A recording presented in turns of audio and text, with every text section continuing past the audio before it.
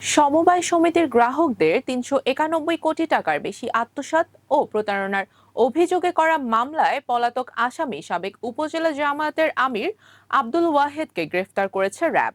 জামালপুরের মাদারগঞ্জে আল আকাবা বহুমুখী সমবায় সমিতি থেকে এই অর্থ আত্মসাতের ঘটনা ঘটেছে। র্যাব জানায়, মঙ্গলবার বিকালে জামালপুর শহরের বাইপাস এলাকায় অভিযান চালিয়ে তাকে গ্রেফতার করা হয়। পরে মাদারগঞ্জ মডেল থানা পুলিশের কাছে হস্তান্তর করা হয়।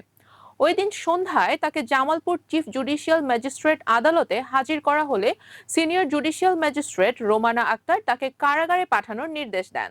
গ্রেফতার আব্দুল ওয়াহেদ মাদারগঞ্জ উপজেলা জামায়াতের সাবেক আমির ও আল আকাবা বহুমুখী সমবায় সমিতির পরিচালক এবং মিলন বাজার ভাঙবাড়ি ফাজিল মাদ্রাসার অধ্যক্ষ।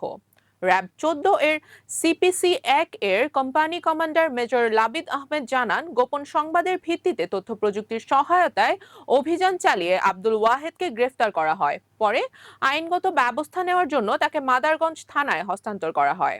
মাদারগঞ্জ মডেল থানা পুলিশ সূত্রে জানা যায়, চলতি বছরের ৪ মে আল আকাবা বহুমুখী সমবায় সমিতির পরিচালক আব্দুল ওয়াহেদের বিরুদ্ধে প্রতারণা ও অর্থ আত্মসাতের অভিযোগে মাদারগঞ্জ মডেল থানায় মামলা করেন গ্রাহকরা।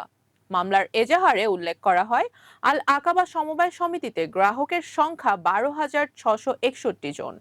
এতে গ্রাহকদের আমানতের মোট পরিমাণ ৩৯১,৫৭,৬৫,৩৭৬ টাকা। কিন্তু ওই আমানত আত্মসাৎ করেন সমিতির পরিচালক ও তার সহযোগীরা। পুলিশ জানায়, মামলার পর থেকে দীর্ঘদিন পলাতক ছিলেন আব্দুল ওয়াহেদ। ওই মামলা সহ তার বিরুদ্ধে ৮টি মামলা রয়েছে এবং এসব মামলার ওয়ারেন্টভুক্ত আসামি। আদালত তার বিরুদ্ধে গ্রেফতারি পরোয়ানা জারি করায় র্যাব গ্রেফতারের লক্ষ্যে অভিযান শুরু করে। এরই ধারাবাহিকতায় মঙ্গলবার গ্রেফতার করা হয়। এরই মধ্যে সমিতির অর্থ কেলেঙ্কারির ঘটনায় গত ৫ মে জামায়াতে ইসলামের মাদারগঞ্জ উপজেলার সাবেক এই আমিরকে দল থেকে স্থায়ীভাবে বহিষ্কার করে এবং তার অর্থনৈতিক কর্মকাণ্ডের দায় নিতে অস্বীকৃতি জানায়। রুবাইয়া জান্নাত, টাইমস 24।